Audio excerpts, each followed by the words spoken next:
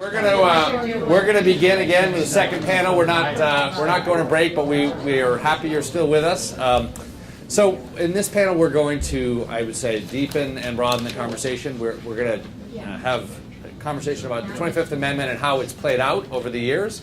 We're also going to look at another aspect of so we can say lawyers and public service related to the vice presidency, an effort we did here with several of the members of our panel on the selection of the vice president. I'm going to briefly introduce the panelists. Many of you know them. We have, just an overview, two White House counsels, the world's leading expert on the vice presidency, and John Ferrick, who you've already met, who's, I think, essentially the world's leading expert from the creation through the scholarly world on the 25th Amendment. So we are well served here. A.B. Culvahouse is a partner at Open Albany & Myers, where he has been the managing partner. Was also White House counsel under President Reagan, and was a counsel in the Senate to Howard Baker, one of the founders of this institution. Bob Bauer, I'm switching them here. Bauer here is Perkins Coie, who's also White House counsel, and was the election counsel to President Barack Obama on the 08 and 12 elections, as well as the chairman of the President's Commission on Election Administration, and works with us very much here on that. John Ferrick, you've already met, and I won't introduce again, other than I would like to just hawk a book for you. This is the 25th Amendment, its complete history and applications, the third edition. There are other works that over the years John has chronicled the origins, the issues related to the 25th Amendment. Given that we have holidays coming up, we've got Memorial Day, Flag Day, which I'll note is actually also the President's birthday, maybe you may not know that, and the 4th of July, so all can be found. And then I'm going to jump to Joel Goldstein, who is a professor of law at St. Louis University, was very involved from a young age in many of these succession issues and connecting with John Ferrick, and has really been the world's leading scholarly expert on the vice presidency. I'm going to just mention his most recent book, which is The White House Vice Presidency, The Path to Significance, Mondale to Biden. On the more recent vice presidents, he has other works on both the vice presidency as an institution, as well as issues of the 25th Amendment. Again, available on Amazon and all those important coming holidays. Last but not least, available for free from the Bipartisan Policy Center, a report that both A.B. Culvahouse and Bob Bauer were involved in, selecting a vice president and advice for presidential candidates. Again, it's without charge, and Bob and A.B. get 10% of the proceeds from that. So let me start. I'm going to talk a little bit about the vice presidential selection, and then I'm going to slide back into our discussion on the 25th Amendment. And we start with that just because the vice presidency has become an important institution, and Joel has chronicled that rise over the years. We put together an effort here last spring when we were on the verge of having nominees of both political parties, and especially on the Republican side, perhaps it wasn't clear when that might happen or who it might be. And we had a group of people together who had thought deeply about how presidential nominees select their vice presidential running mates, and how they should do that, and how much time it takes, and what would be good advice and best practices. And Bob Bauer had been thinking about this idea for a while. Maybe Culvahouse, it goes back to your time with Howard Baker when he was being considered for the first time as vice president, as well as vetting others along the way. Bob, do you want to just tell a little bit about what you thought the issues were there, and hit a little bit on some of our big recommendations? Then I'm going to turn to AB, because AB has also sort of seen that since that report has come out. We began with the premise that the vice presidential selection process is a unique one in the democracy. The second most powerful elected official in the country is handpicked. It is certainly true that sometimes political party conventions can resist the presidential's choice. It is fairly rare that happens. And now it's generally viewed as the responsibility of the presidential nominee, sometimes at the time an elected official of running for re-election, often not, to decide who the Vice President of the United States, if he or she were to be elected, is going to be. It is not a process that's subject to any legal requirements. There's no settled transparency protocol for the selection of a vice president, no agreed application of criteria. It is understood that the presidential nominee runs a process, puts certain typically prominent people in charge of that process, and vets in various ways the backgrounds and the suitability of the people that he or she considers. But it's really a one-person show, very informal. And our view was that it would be helpful to gather on a bipartisan basis from Democrats and Republicans their understanding of how those processes have been best structured, at times deficiently structured. There have obviously been some notable controversies around the selection of vice presidential nominees, and then try to produce some best practices that could be shared and that would eventually become the standards that the press would apply to determining whether presidential nominees had had satisfied some very basic requirements for going about this in a sensible and responsible way. And so we did that. We talked about the timetable, when this process should be undertaken, how much time should be provided to it. We made staffing recommendations.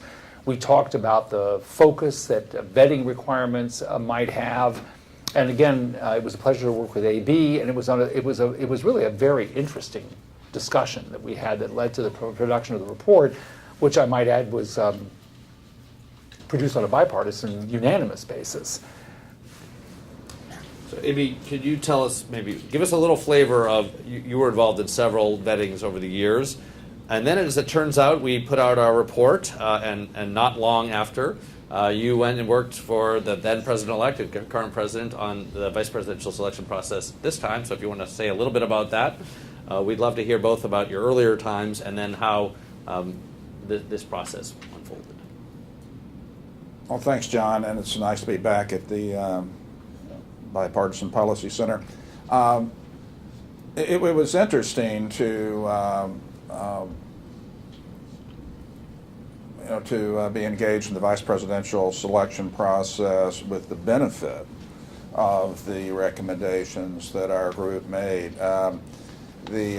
Just very briefly, as you intimated, I was on Howard Baker's staff when he was considered for the Republican vice presidential nomination in '76. Took his questionnaire down to the Ford White House. It was 16 questions at the time. I think Bob and I have seen questionnaires that are far longer now. I think the last one I did was 130 with multiple subparts. But and then have been involved again for McCain in 2008. This process was interesting because I did not know Donald Trump, had not met him before I was asked to run the vice presidential selection process. I knew several of the people involved in his campaign, had met with him. He very early on crafted the criteria, which is what he wanted, a vice president that had extensive federal office experience, who could help secure passage of his programs through Congress, and then have it executed in the executive branch. So that was our criteria. The campaign had read our report. Very early on, President Trump, then candidate Trump, wanted to spend time with potential vice presidential nominees. He knew some well, Newt Gingrich and Chris Christie. He did not know Mike Pence at all. He did not know others that we considered at all. It was interesting. We went forward with what our commission, Bob, thought was a best practice. And the press, of course, immediately attributed it as to unseemly auditioning. The recommendation was that presidents need to spend some time with the people that they're thinking about making vice president. What's a better time to put him on the campaign plane? Right. You have a lot of dead time. Have them go to events, see how the people, how the voters and react to them. Donald Trump did that. And it was much criticized as if these people were auditioning for the Apprentice television show or whatever. But nonetheless, I think it in many respects contributed to his choice of Mike Pence. The time they spent together, they did not know one another. As I mentioned to you, John, before, I was strongly supportive of a recommendation that our panel did not adopt, which was that the FBI be authorized by law to assist the vice presidential nominee selection process. Right now, the FBI is determined, and I was told this morning it goes back many years, that they do not have authority to assist the vice presidential nominee selection process because you're picking the nominee of a party. You're not picking an officer of the United States. So while an assistant secretary of state for Near Eastern Affairs is vetted by the FBI or the U.S. Attorney for the Eastern District of Tennessee, where I grew up, when you're picking a vice presidential nominee, you don't have the benefits of the FBI background check. And I came away firmly believing that that's something that needs to be fixed. That's something that when you're out there, I mean, the best you can do is ask all of these questions, cast your net pretty broadly, maybe retain a former FBI agent or two who might or might not have good sources, but you're still, I mean, you're holding your breath after this person's picked. When I turn to Joel, I want to make the transition of thinking a little bit about now vice presidents in office and some of the ways in which the 25th Amendment, thinking about since its enactment, since its ratification has played out. Do you want to speak a little bit about the importance of the vice president maybe over time, and then begin the conversation about some of the issues with the 25th Amendment? I want to bring John Ferrick in, and then I want to turn back to Bob and AB about their time in the White House and their thinking about this. Sure. You know, historically, the vice presidency really was our most disparaged office ever since the very beginning. When Daniel Webster, who was really one of the great constitutional lawyers in the early 19th century, was asked to be the vice presidential running mate, he declined, saying, "I don't propose to be buried until I'm dead." And going forward, there have been a whole line of such comments. But the office really began to grow in the 20th century, and one of the premises really behind the 25th Amendment was that the vice presidency had become important, and so that it was important that the vice presidency always be filled, that the vice presidency really was the best way to deal with presidential succession. And if you could always fill the vice presidency, you minimize the problems of the alternatives, whether it was a legislative route or a cabinet route. And I think John Ferrick earlier mentioned that there have been 37 years where the vice presidency had been vacant, or roughly 21% of our history before the 25th Amendment. Since the 25th Amendment, the vice presidency's been vacant for 1% of the time, 6 months. So part of the thinking behind the 25th Amendment was that the office had become important, that the vice president had moved into the executive branch, that now presidential candidates, really beginning in around 1940, had started to select their running mate. They were giving them things to do. But at the time of the 25th Amendment, the office, although it had moved into the executive branch, was still somewhat peripheral in the executive branch. The 25th Amendment, I think, really reflected a vision that later was adopted in a way by President Carter and Vice President Mondale about 10 years after it was ratified. And for the last 40 years, the approach that Mondale took to the office has pretty much been followed by the succeeding vice presidents of both parties with some variation. And it has led the office to become really an integral part of the presidency, so that the vice president has become important, not simply if the president dies or is disabled, but in helping the executive branch do the work that it has before it. So let me turn to John Ferrick. I'd like you to reflect on some of the issues that have really come up since the ratification, and I want to hear all of them, but I wanted to focus, at least at first, on one issue. When we look through history, we found, prior to the 25th Amendment, a lot of doubt about the vice president taking over, whether it was full succession issue, president dies, vice president takes over, or in the disability case, where people wondered, well, is the vice president just going to permanently become the president? And therefore, there was a lot of worry that you shouldn't let the vice president step in. We think of President Wilson, for example, very badly disabled, and the need to see that was not the case and not let the vice president step in because maybe that person would take over.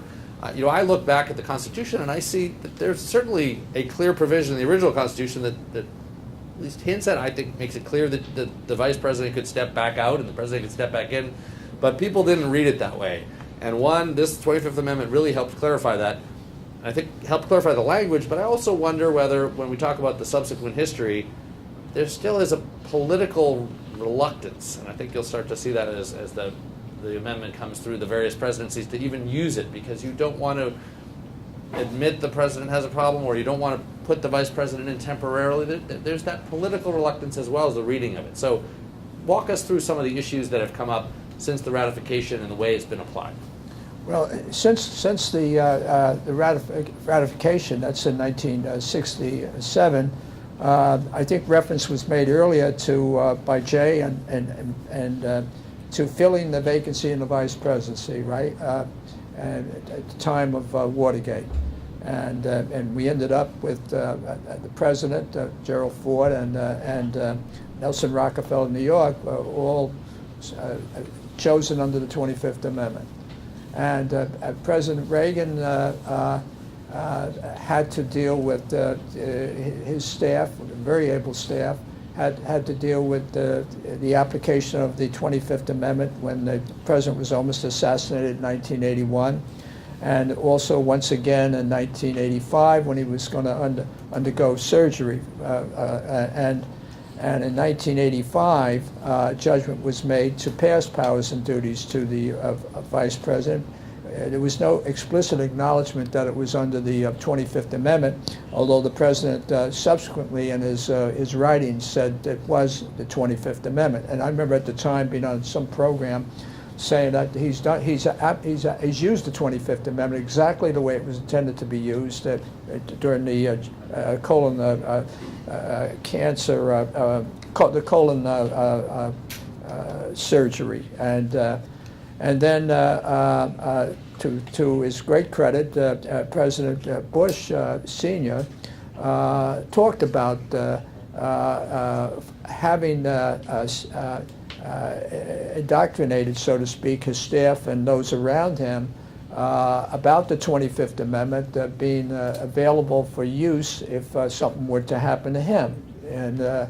And then George Bush, his son, twice used the 25th Amendment when he underwent surgery, passed over for a short period of hours to the vice president, who became the acting president, and the Constitution calls for acting president to make it clear that the vice president does not usurp the presidency. I mean, has the powers and duties temporarily. That's it. So I think we've seen a much greater acceptance and recognition of that part of the 25th Amendment, transferring powers and duties temporarily if you're not conscious, for example. And that's given strength to our nation to have that provision. And I don't address, and Section 4, if the president was lost, the plane went down, or the president was kidnapped, and other situations where the president is unconscious in a coma, there's power with the vice president and the cabinet to provide the succession as an acting president. So I think we've come a long way, and I know that others on the panel have had experience where there might have been other uses of the 25th Amendment in past presidencies. So that would be my response. So we could turn it back to AB of this period since the 25th Amendment, at least at first, a somewhat reluctance to use it for medical surgeries and to admit you're using it, and it's become a more routinized. Tell us a little bit about your time in the Reagan administration, some of the way people were thinking about it, and what you actually did. Okay, John, thanks. I was White House counsel from March '87 till Ronald Reagan's last day in the office. So prior to that, you already had, as John said, the '81 attempted assassination. Marvelous book, Rawhide Down, which I think captures what pretty much everyone had agreed by the time we got there, that the 25th Amendment should have been formally implemented and was not. And then there was his colon surgery in '85 where it was, although there was some criticism of at least the public characterization of it, I think John was fair to say. In July 31, '87, President Reagan was having surgery to remove skin cancer on his nose. The doctors expected that it would be a local anesthesia only, but with skin cancer, what we learned is, and I had to go back and refresh my recollection because I misremembered it, so now the Reagan Library has refreshed my recollection. But there was a concern that if the skin cancer was deep enough, that they would have to take so much tissue that a skin graft would be required. And if a skin graft was going to be required, there would have been general anesthesia.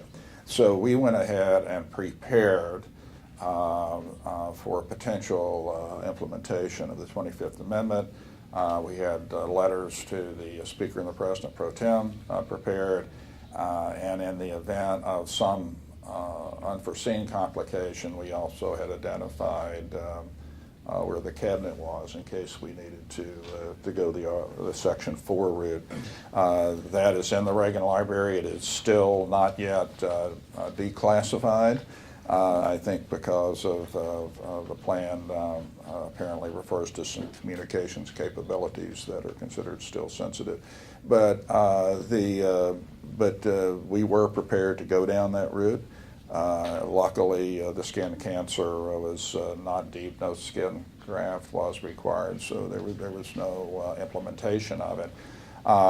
There was a second surgery on January 4, '89 at the very end, but it was President Reagan had a genetic issue that caused one of his fingers to crook. Those of you who are of Celtic origin might, if you live long enough, might incur that. I'm Scotch-Irish, so I look at my fingers now from time to time. But that was a local anesthesia only. We did coordinate, I guess is the best word, with Vice President Bush to make sure that he was available and not on the road and was reachable in case there was a problem. But again, that was never expected to be anything other than local anesthesia. And you were White House counsel at the end of the presidency, and there had been a couple others before, and you had different incidents you referred to. Did you have a sense that there was more of a growing acceptance that it was worthwhile to use this procedure more formally, or reconsideration of what had gone on in the earlier days? Absolutely. I think there was a determination led by the president, led by President Reagan, who, let's don't be afraid of this. It's there, it's in the Constitution, let's use it. Early on, and the Rawhide Dam does a good job of capturing, I think, what the concern was. George Bush and Ronald Reagan had run against one another. Very tough campaign.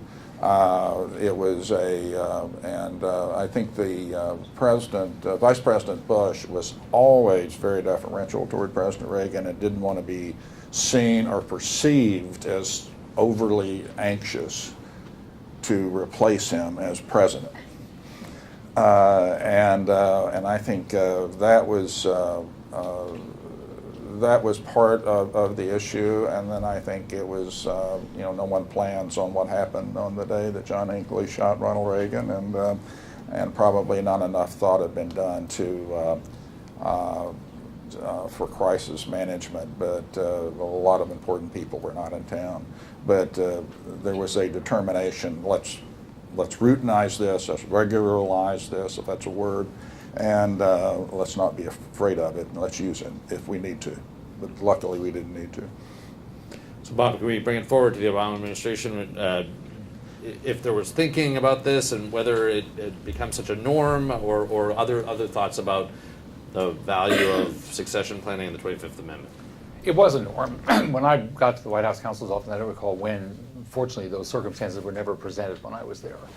But there was, in fact, a process that we had for making sure that the relevant staff were fully educated about the requirements of the 25th Amendment, to the extent that it ever became a more or less active subject of conversation. It would have been when the president went to see the doctor for an annual checkup, or for any other reason, which frankly doesn't come to mind at the moment. Perhaps there was. But in any event, the larger point was it was built into the general process understanding of the office. I mean, there were various procedures of different kinds that people were expected to have mastered in the relevant positions, and this was one of them. So there were templates for the letters that needed to be prepared, and people who were in a position to make notifications and the like had to be educated about what was expected for them in the case that the requirements of the amendment had to be satisfied or the amendment had to be invoked. And I can tell you, I don't think there was any question, any concern at all about, whether this would prove to be somewhat sticky, whether there were sort of political sensitivities around it. The view was this is, as AP put it so well, a constitutional amendment available for use, and people had to understand what that use was and had to be prepared to resort to it formally if the circumstances presented themselves. So Joel, let's hear your thoughts on what the history is since the ratification has brought us. Are there this one issue of at least elective surgery? I think has become much more of a norm. There's still some other issues out there. What would you say about remaining issues with the 25th Amendment that we should be thinking about? Well, one of the things I think, in following from the points just made, that with the growth of the vice presidency, particularly in the last 40 years, and the group that you all had focusing on this selection and talking so much about how important it is for the presidential candidate to spend time with the vice presidential candidate, to get to know him or her, to develop a relationship and to know the capabilities. The more that the two people and their staffs work together harmoniously, the more likely you are for these procedures to work and for there to be a certain degree of sort of acceptance or comfort with the idea of having to transfer power if you need to, if the two are viewed on the same page. One of the remaining problems, I think, is that when the 25th Amendment was drafted, the drafters understood that they couldn't solve all the problems. There were a lot of problems that they recognized, and they came to the conclusion that if they tried to address everything, they weren't going to get anything through. It was hard enough to amend the Constitution to begin with.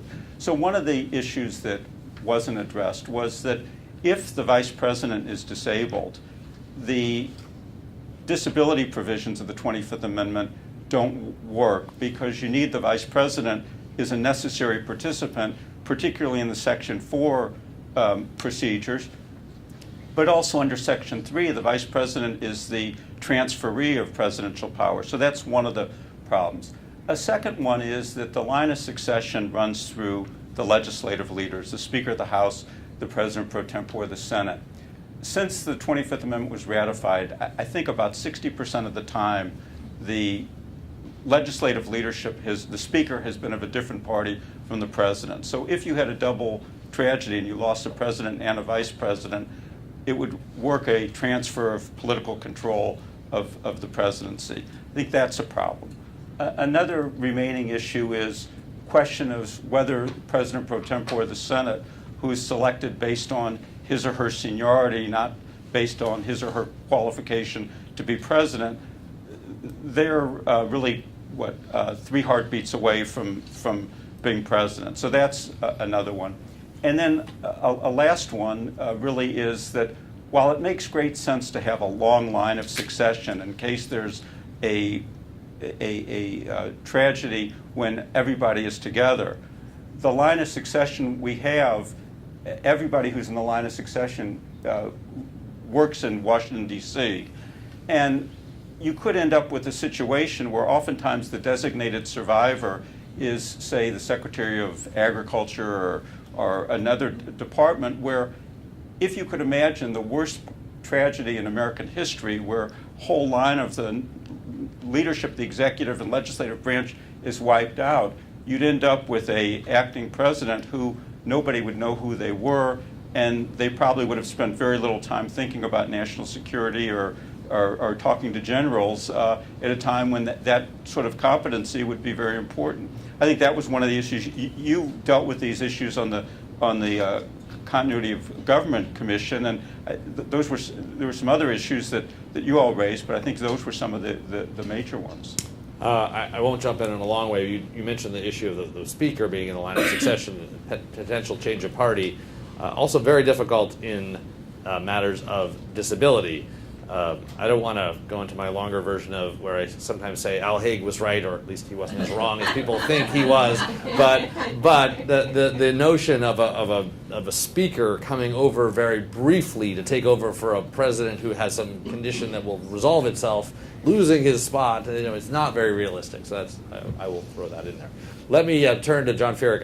We're going to turn to the audience after you. Remaining issues. You were there at the creation, and some thoughts about how you thought it might have played out if it's different, and then also other remaining issues that along the lines that Joel did. Thank you. Anyone that here or recipient of this program should be aware that there was a 3-day program at Fordham Law School in 2010. Senator Bauer participated in. Fred Fielding participated then. Benton Becker, who was Ford's counsel, subsequently deceased, played a part. And scholars and historians looked at all phases of the system. And the one conclusion from the program is a volume there of the Fordham Law Review with the program. But one conclusion of the program was an encouragement to me and Fordham Law School to remain involved in the area. And so at that time, the suggestion of the Dean of the Law School, who's now the Dean of Georgetown Law School, Bill Traynor, I created a presidential succession clinic and had law students in a clinical context take on some of the gaps in the system. And you've heard from Joel Goldstein with respect to some of those. Next fall, there will be a major report by the Presidential Succession Clinic that was created in 2010 on is there a way we can deal with disability of a vice president? There's nothing in the Constitution dealing with the disability of a vice president that is pointed out. Can there be a way of dealing with it legislatively? And there's going to be a recommendation on that subject. The students have been at it for a year. And I'm not going to predict where it's going to come out. I'm supervising the project with John Rogan. So that's one area. Second area, if you had a dual contingency, the president and vice president at the same time concurrently were not able to function. And the line of succession picks up at the speaker, but there's no triggering mechanism. Who declares that the circumstances are present that enables the succession law in 1947 to operate? And so we have a number of recommendations that would work with the model of the 25th Amendment and some suggestions of legislation that could deal with that problem. So those are two areas. And a third area that the students have spent a lot of time on, and to what extent can we anticipate all of these scenarios that sometimes are on television and in books, and provide for them through executive contingency planning that may not be obvious to the public that protocols and planning has taken place to anticipate, and you've heard some of that, I think, from counsel here, and so that when crisis comes, and our history tells us crisis from time to time will come, that we can effectively deal with the crisis through not only the Constitution, but steps that have been taken by the leadership of our country. Okay, I'm going to open it up to the audience. We have time for a couple of questions, and we have a mic, so if you can identify yourself. Why don't we start here in the front, and then we'll come back around to... Yeah, sure. Start with Don.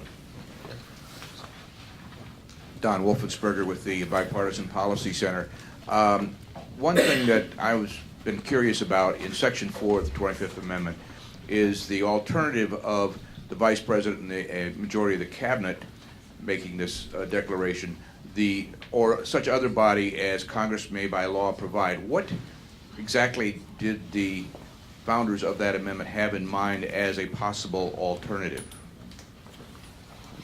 I think what that provision did was give Congress the power, if it turned out that the Vice President, that the Cabinet was not an effective body to deal with it, which is in the Constitution,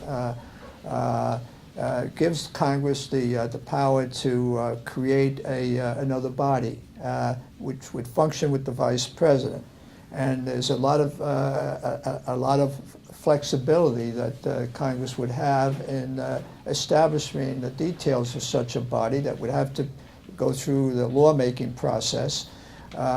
And you will find in the congressional debates, I think specifically of June 30, 1965, a lot of discussion of that area, because it was dealing with an issue that had arisen after the Conference Committee report as to the either-or provision of the 25th Amendment. And that is to say, whether you could have two bodies in existence at the same time. The answer is no, but what should the other body look like? And so that debate took place in that context, and provides whatever legislative history information is there. And the other body provision was part of the American Bar Association consensus, and I gave you part of the reasons for it. That if it turned out that the Cabinet, the heads of the executive departments, did not work, we would not have to go back to another constitutional amendment, but Congress would have the power to fill out what the body that might be effective would be. So that was, and in many ways, the ABA consensus, as I would interpret it, took features of Senator Keating's and of that other proposal that existed in Congress that would have given Congress a lot of power, no specificity in the Constitution. So that's pretty much what I can share. And so while there's flexibility, which is absolutely in the amendment, there certainly were people who, there were advocates for more of a medically driven commission, right? Doctors, the expert opinion. So that was at least one option that some people considered. Right. It was left completely at Congress's discretion if they want to create some other body, but that was certainly one of the absolutely, you could have a commission that proposals might out have there. some medical participation in it. Yeah.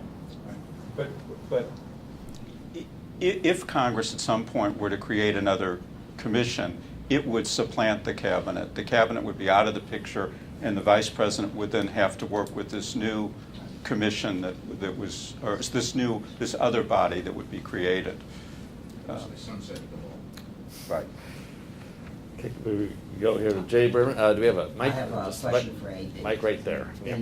In Edmund Morris's book about President Reagan, there's an incident in which Senator Baker, at that time being Chief of Staff, was called by the President's existing staff to talk about the issues surrounding the 25th Amendment and the President's performance at that time. You recall that? Yes, very well. And do you know about the discussion that took place? I was very much involved in it. Okay. I've had, along with George Will and a number of others, an exchange with Bill O'Reilly about this incident. Oh, now it gets interesting. In Bill O'Reilly's killing Reagan, he misdescribes what went on. Senator Baker was called by President Reagan, I think on a Thursday. Don Regan had resigned. Senator Baker was asked to be Chief of Staff. I was in Mexico on vacation with 4 of my law school classmates, and I got a call to say that I was the new White House counsel, and a military plane was on its way to pick me up, and so we were all scrambling. But Senator Baker had asked two of his aides, Tom Griscom and Jim Cannon, who had been a chief of staff to Vice President Rockefeller, to go in and interview the current senior White House staff. And there were at least two members who basically said that they thought President Reagan was not fully engaged. They are, of course, people who were about to be let go, who would follow Don Regan out the door. One of the people, Jim Cannon, thought that there was an issue that should be discussed. Howard Baker, who had met extensively with Ronald Reagan, didn't see those issues. Howard Baker and President Reagan had agreed upon a program for going forward, and including getting an arms agreement with the Soviet Union, spending a lot of time with me and the Iran-Contra legal team to take a more forthcoming and affirmative stance with the independent counsel investigations and the congressional investigations to try to get Iran-Contra behind us. Senator Baker did not see that issue, but nonetheless there was a memo prepared. There was a Sunday night meeting before we went into the White House, which is why that memo does not exist in the Reagan Library, because none of us were yet on the staff. There was a meeting in Howard's home, and it was discussed briefly. Howard said, that's not the Ronald Reagan I've been meeting with the past 2 days. Look, we're all going to be having lunch with the president tomorrow, Monday, our first day in. If any of us see those issues then or now, we'll reconvene. But for the moment, I don't think it merits any further discussion.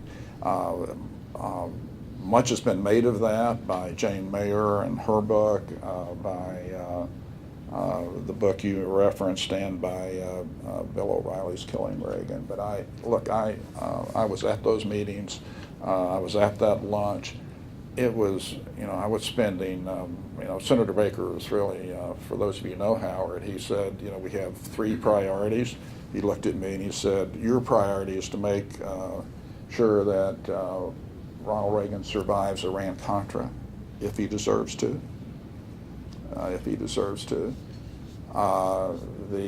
We need to get an arms agreement with the Soviet Union, because that's President Reagan's that's his priority. That led to the Intermediate Nuclear Forces Agreement, which with Secretary General Gorbachev. And the third priority is to elect a Republican president to finish winning the Cold War. And those were our three priorities. Howard Baker is one of his finest moments.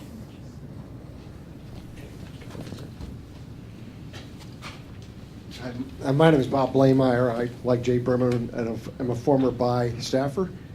The events of the last 24 hours have led a lot of people to start talking about Watergate again. And I would, one of the important aspects of the 25th Amendment to me was that it was invoked within 7 years of its ratification when Spiro Agnew resigned, and there was a process to replace him with Gerald Ford. So it seems, do you think that one of the great what-ifs of history is that when a bunch of Republican senators went down to the White House and told Nixon, you got to go, Goldwater and Hugh Scott and others, and he went, he ended up resigning, would they have done that if there had been no Gerald Ford and the replacement was Carl Albert, the Democratic Speaker of the House? I will not answer that question, but I will note one. So there was actually some more planning for a Carl Albert presidency than I had realized before I started getting into these issues, and including Ted Sorensen writing a number of memos for the transition to the Carl Albert presidency, which you can find. They are in the public record. So I will. That would have, of course, required that the Senate and the House not confirm a vice presidential replacement. It would have been their, they didn't have to do that. So, But had the 25th Amendment not existed, right. it would have been the vice Go ahead, Joel, if you want to. That the existence of the 25th Amendment certainly made it, I think, a lot easier to deal with Watergate by providing an assurance that there wouldn't be a party transfer, and so you could proceed with impeachment on the merits, and rather than having a partisan consideration, really. I recall that in talking to Senator Bauer at the time of the Agnew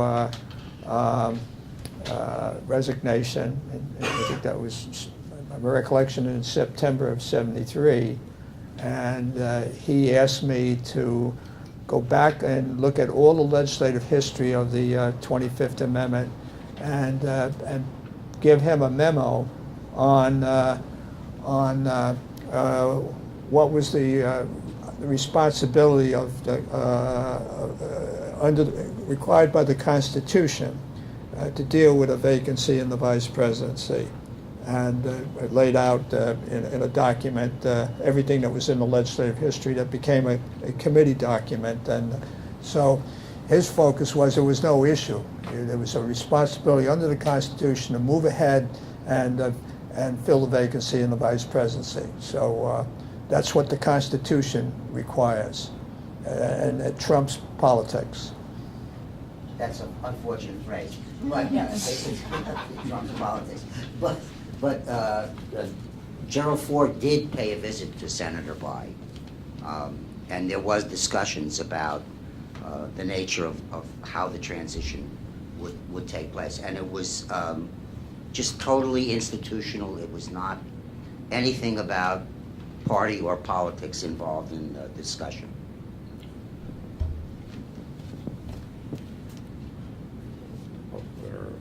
One last question. We're going to go to Don for a second question, and after that we will close the panel. This will go to Joe Goldstein. I think back in history where in '56 Adlai Stevenson sort of threw open the vice presidency to the convention and Kefauver got the votes. But what was he thinking, A, and did he later regret it, and had any subsequent presidential nominees considered doing the same? I think that, I don't know exactly what he was thinking, but I think that there were a number of possibilities that that a number of people who were interested in the position. And there had also been a sort of an effort that Harold Stassen had advanced on the Republican side to try and dump Richard Nixon from the ticket, and that hadn't gone anywhere. And President Eisenhower had said at one point that Vice President Nixon should chart his own course, decide whether he wanted to stay or not. A lot of people viewed that as a sort of a signal to Vice President Nixon that maybe he should take a cabinet position. But Vice President Nixon had come forward and said he wanted to continue to serve as vice president, and the president had put out a statement that that was fine with him. So to some extent what Governor Stevenson did was sort of a contrast to the selection on the Republican side. It was also a way of avoiding having to pick between a lot of people who wanted the designation, Senator Kefauver, John Kennedy, Hubert Humphrey, a number of other people in the Democratic Party. It was a way of sort of giving some excitement to the convention at the end. To my knowledge, nobody has seriously considered throwing it open, and particularly in the last 40 years or so, where the presidential primary system has changed so that we typically know who the presidential nominee is well in advance of the convention, and then the focus turns to the vice presidential. The selection of the vice presidential candidate's really been sort of the first presidential decision of a new presidential candidate, and I think they've taken it very seriously, and they've spent a lot of time on it, and I think by and large have done a very good job in terms of picking people who are plausible presidents, and who they think would be compatible with them. All right, I'd like to thank Fordham Law School. I'd like to thank the ABA.